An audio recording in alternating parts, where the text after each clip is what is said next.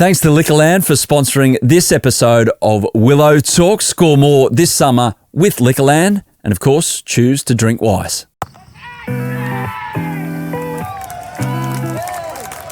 The Ashes is just about retained. Just about. Welcome to Willow Talk. Adam Peacock alongside Alyssa, Healy and Brad Haddin. And moments before we started recording, both of them said, I don't know what's going to come out of my mouth. And so it is. I'm feeling a little silly. I believe that's what I said. I'm excited. 4 wickets away from a 3-0 Ashes drumming. Yeah. And potentially more to come. But for long periods of today, it almost felt like England were going to have a good day. They won the first 2 sessions, Adam. Yeah. And then? They lost the last session, Adam. I think that's probably the best way to sum it up. We were waiting for Nathan Lyon to come into the game. Nathan Lyon arrived and broke the game well and truly open. And England are now praying for a miracle, I would suggest. You were about to say they were in something, but anyway, we'll keep it clean for now. Well, we'll talk a lot about what the bowlers have done, but what about Nathan Lyon's moment to get rid of Ben Stokes? Huge. Yeah. It was just like the whole crowd. I was in the middle of the Barmy Army today. That's a different story, actually. And they were up and about. I'll look at the way Crawley was playing. He played really well, but when they got Stokes, you could just see the whole crowd drop. Yep. It's a beautiful feeling. Now, score more with Liquorland this summer.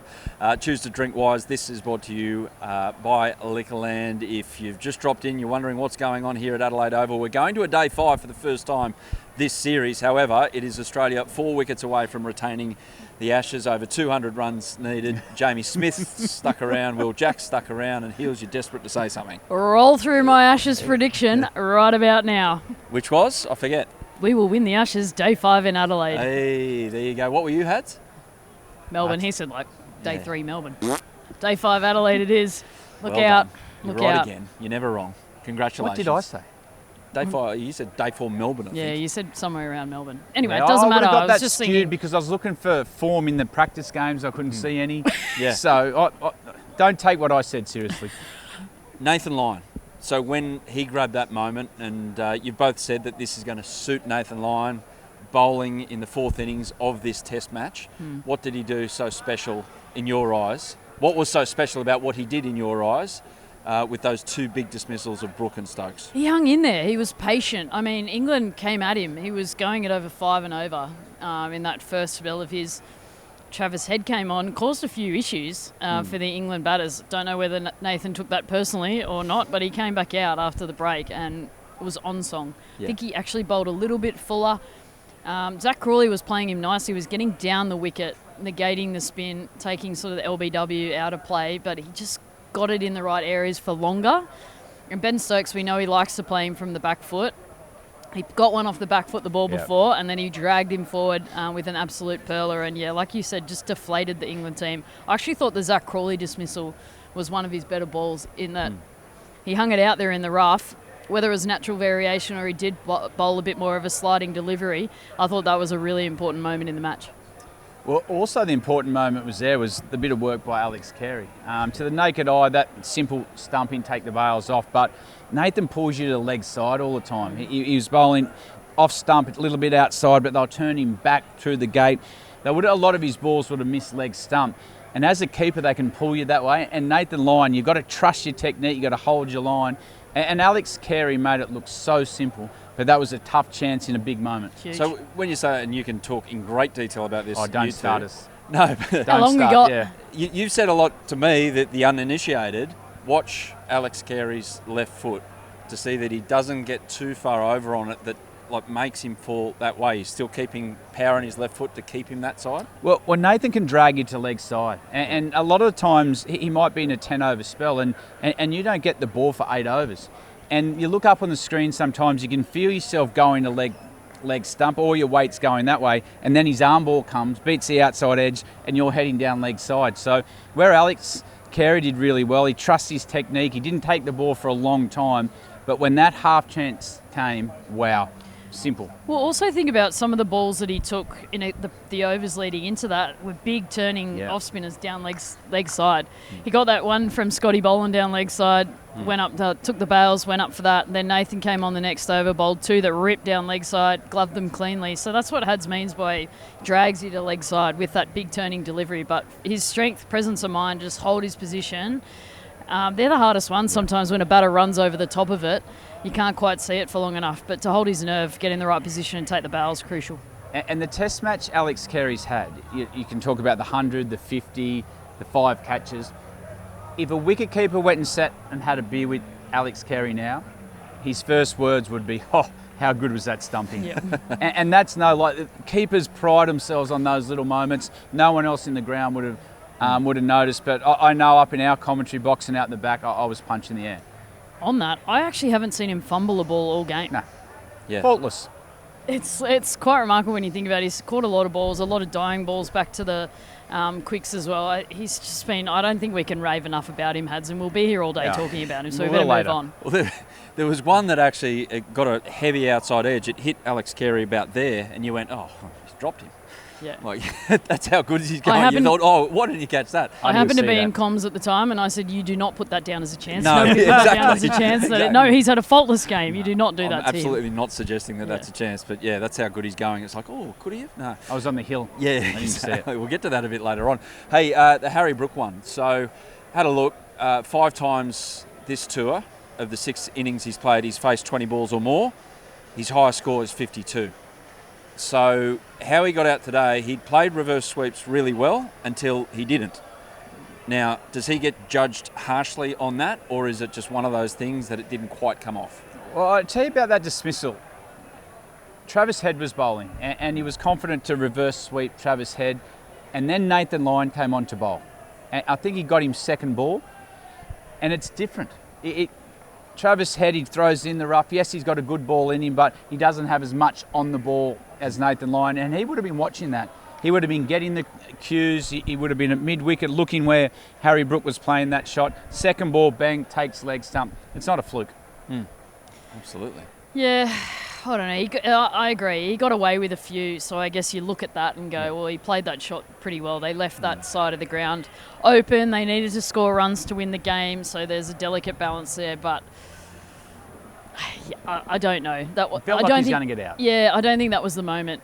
To be honest, from the moment he walked to the crease, it felt like he was going to get out. He was cat on a hot tin roof, looking to score. One of the first balls he played, he defended and then practiced slogging it over mid-wicket. So it felt like that wasn't the moment for Harry Brook. That was a moment for him to stand up and play a little bit more like Zach Crawley was. Zach Crawley was waiting for the ball to come to him, waiting to score in those moments. Harry Brook was just trying to find opportunities to score wherever he could. Don't think he needed to do it, but that's the way he plays. He's impulsive because there was one where Mitch came on for a spell and bowled one, I think it was his fastest ball of the match, just about 147, 148. It was quick, he defended it, and then the next ball he tried to open up and smash him for 6 over cover. Yeah. He didn't quite get hold of it, but it's just that impulsiveness that my best way to see things out here is to attack, put it back on the bowler. It's pressure. Yeah, it's pressure, and his strength is also now his weakness. So as soon as Harry Brook walks out to bat, because he's only got one way, you can cut all those scoring areas off. Yeah. And then he's going to charge down the wicket. He likes to go over cover or mid-off. Well, as soon as they block them, his feet have to do a different job. Yep. And then he's got to try to hit the ball in a different spot. The bowlers know that. You can see as soon as he comes out, bang, mid-off's out, deep cover's out. What he needs to do is own that moment a bit and say, okay, I'll take the one and put the pressure back on the bowling group. But he thinks putting pressure back on the bowling group is hitting boundaries all the time. They've stopped that. And what they're doing with him now is going, okay, we've stopped that. What are you going to do? And he hasn't changed his game. So we're harping on the English batting at the moment because it's the situation they've got themselves into all 3 matches that they just haven't scored enough runs full stop and given their bowlers enough of a chance. And we'll go to Joe Root now. But again, like Harry Brook, it was good bowling that got Harry Brook, impulsive shot. But again, Pat Cummins knows exactly where to put the ball to Joe Root because he knows there's a little bit of a flaw on Australian pitches there. But Joe Root, good bowling, impulsive shot. Speaking about this a lot today, he scored heavily through that third man region to a lot of the bowling, Aussie bowling today. was impulsive or compulsive in that mode is how he got out to Pat Cummins. Pat Cummins bowled beautifully again to him in the channel, angling in, getting them to either nip back in or leave him a touch. He bowled that one a fraction wider. Joe Root, with an open bat face, looking to play that to third man, nicked it to Alex Carey because that's what he'd been doing leading in. But when you've got someone as good as Pat Cummins on a length a little bit fuller, you can't do that. You can't get away with it. It just gifted that opportunity. And he was upset with himself. He was grumpy because he knew that is exactly how they're trying to get him out, and he fell for the trap again. What I like about it, and if you take a close look at it, is the way Paddy uses the crease. Yeah. It looks exactly the same to the naked eye. But when you slow it down and watch what he's doing, he'll go right close to the umpire, then he'll go a little bit wider. I think even the ball in the first innings was close to the umpire. This one he went a little bit wider. So it feels like the ball's always hitting the off stump. And then you go back, you look at the replay and think, that wasn't hitting 3 sets of stump. It's just class bowling. Yeah. Hey, class catching too. So Marnus, Steve Smith in Brisbane. Marnus today in Adelaide. Where are we going with this Unbelievable. one? Unbelievable. I think from a moment perspective, Steve Smith was ahead, but I think from a skill perspective, Marnus today was a lot closer to the bat. Yeah. Newish, harder ball. The ball was dying. That's a difficult catch in that moment. I'm giving I gave them both 5 out of 5. Well, Yeah. I don't know why I have 5 out of 5. 10 out of 10. 10 out of 10, 100 out of 100. But Marnus was closer. Yeah. So I don't know. I can't split them, but by golly, that was a good catch. Great catch. You know what? I actually enjoyed the first one. Steve Smith. No, off Ben Duckett. Ben Duckett. Oh, Like the he Ben was Duckett really close, Yeah. new ball. But his technique, I'm not going to go into it. Yeah, no. The second catch was good. No, it was good. No. It was They were good. both good. Yeah. Okay, Marnus, his catch, what will it sound like about this time tomorrow after Australian... I wish he dropped Australia it. has- I wish he dropped it. I wish they lost the moment. They love his energy out in the field, but if it doesn't stop, they'll think, oh, if only that had bounced. I mean, with 2 broadcasters and 1,000 podcasts covering this Ashes series, we're never, ever, ever going to forget that catch at any moment. So, good luck, everyone. Yeah. How was his commentary today? Do you enjoy it? When you had the headsets on, you didn't have to say much because Marnus is saying everything. Well, look who we've found right through the middle of us. Stuart Clark. Big, nasty fastball. That man hit more people in the head than I've ever played with. He was a nasty, nasty fast bowler. So, don't ruin our podcast, pal. We asked Stuart Clark to come on. He said 10 grand and I'll come on. Yeah. Oh, you're about to film something over there, are you? Oh, look out. Public broadcaster paying 10 grand, yeah. You know what? I have heard a lot of stuff in Stump Mic, and I can't understand Harry Brook, right? That northern accent, I struggle to understand. But today, I'm an Australian, I speak English, and I didn't understand a word of Marnus Labuschagne. So if someone else could decipher it, that'd be great. But I tell you what, how the heat's been this test match. Yeah. You want Marnus in the field. Oh, yeah. You want someone like that You in took the a breath field. then. You weren't Yeah. sure if you were going to say what you were going to say. Nah, but you yeah. want him in there because no matter what the situation, the game is, he can. You think he might piss people off next to him, but the batters, he gets in their head. Yeah. Like he's relentless and his energy. Then he backs it up with his fielding. If you just watch him close, the way he moves and tries to create a difference, mate, it's great to have those guys in your team, especially in days like today. We now you know why the Aussies are so mentally resilient, because they have to stand there listening to him all day and not tell him to zip it. So maybe there's a secret in that. It did start well for England. Just a quick one. Australia lost 6 for 38, but they were playing with house money. They had so many runs on the board. But Ben Stokes bowled 7 overs.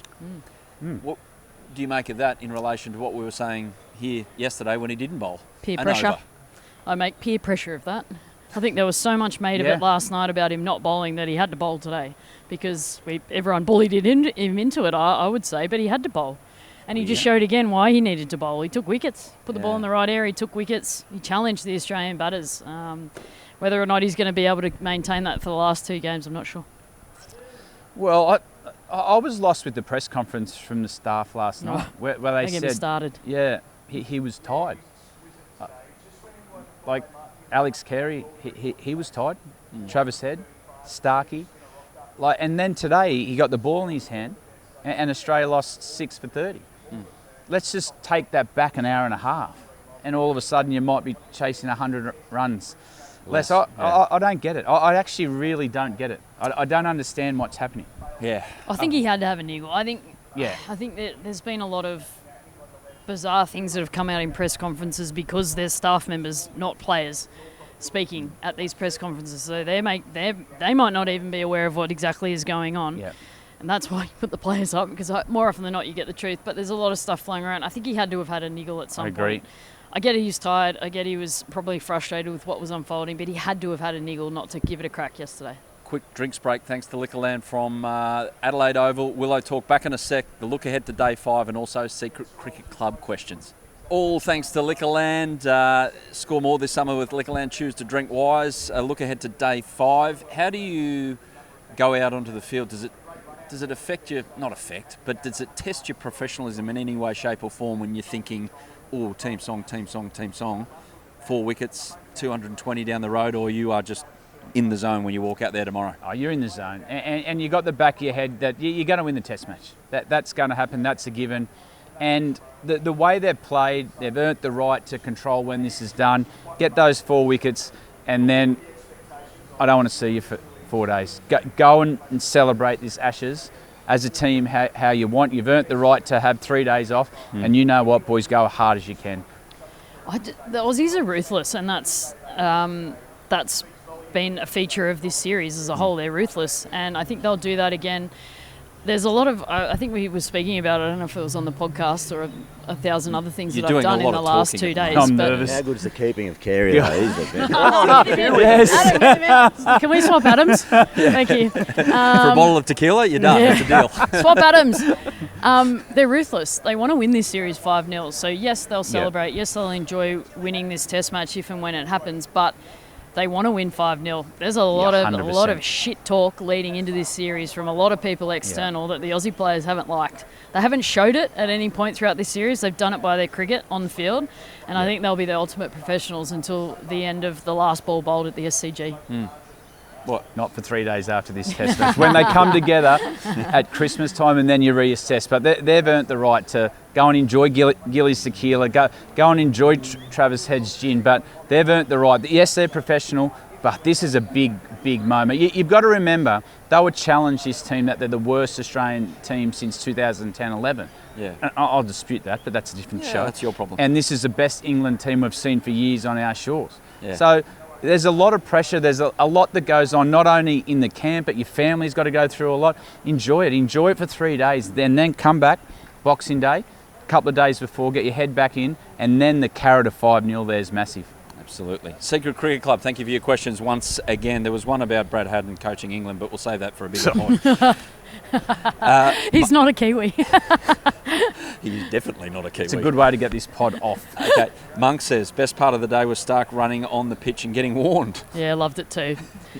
Oops, sorry. Yes. I can't, Nathan, here's the ball. Yeah, I can't say too much about that because, it's I don't want to get anyone in trouble. Neither should you. But it wasn't that bad, was it? No, funnily enough, there was actually a reasoning why he was doing it. For Nathan Lyon. The footholes. The footholes were actually getting so deep that he was having to creep closer and closer to the stumps to try and avoid it. So he ended up almost overbalancing onto the danger zone of the wicket. So there was reasoning behind it. He wasn't doing it illegally. He was actually forced to go that way. So hence why in his spell this afternoon he came around the wicket to try and keep away from that. Arnab asks, do you think the Aussies would have benefited with a second spinner? Well, it's hard to say they got one. Yeah, Travis Head. Marnus hasn't bowled yet. Thank God. Sharon's says, should England go all out Bazball tomorrow? Nah. Bazball's done. Bazball's done. Bazball died 2 days ago, Sharon, so I don't think we're going to see it to do it anymore. today. You know when we'll see it? Probably like day 2 in Melbourne when they're 3-0 down. I was going to say when Joffre comes out, he'll just try and hit every ball for 6 and see what happens. It's done. Okay, sorry. Sorry for talking. Caleb says, Ollie Pope out, Jacob Bethel in? Question mark? Why now? Why now? I'll question that. Okay. Genuinely, if they've been talking about that for so long, why are you waiting till you've lost the Ashes to do that? You've taken the vice captaincy off Ollie Pope. I don't know what the talk is behind the scenes about what his role is. Are they saying this is your last chance at number 3? Cool. But they were setting up for that move a long time ago. Why didn't you make it back then? Can Ollie Pope take the gloves and bat 7? Jamie Smith looks like he's had one of those series. He's been a great player since he started his international career. His numbers are good, but sometimes an Ashes series can get you in the quicksand and you can't get out. And Jamie Smith just looks a little bit like that with the energy and the way the ball's going into his gloves. So can you move Pope to 7? Smash asks, what pose should Trav do for the statue? Is Trav a statue man? No, he's going to get one, so he's got no choice. Or a bar? Like, is it the Travis Head bar? I think with he'll a get both. statue? I think it's He'll Head get Hill. I think it's Travis Head Hill. Yeah. That's where his people are. Yep. Absolutely, next to the scoreboard. I But think- the statue will happen. I think you got to go bat helmet on top. I'm not sure Yeah. the kissing of the turf will ever get Yep. past this Test match. And definitely, what about definitely Dirty Big Mo. What Yeah. about the pose after the 2020 World Cup? No, that's on Hindley Street. That's at the Woolshed. Yeah, I think, I like the statue, but I'd like to go into a Travis Head bar at this ground. Mate, I sampled his gin at breakfast the other morning, and it's nice. So, Okay. Good to hear. Thank you for that. We'll reconvene in the studio soon to wrap it all up. Looking forward to it. Enjoy day 5. You won't see Heels and I after they win the Ashes as well. We're going to go celebrate for a week. Fair enough. How good. Go Australia. Score this summer. Choose to drink wise. That was Willow Talk from Adelaide Oval. Yeah, thanks for watching the Willow Talk podcast on YouTube. Don't forget to hit the subscribe button so you don't have to miss an episode wherever you are. And while you're at it, check out these videos up here. They're mostly good.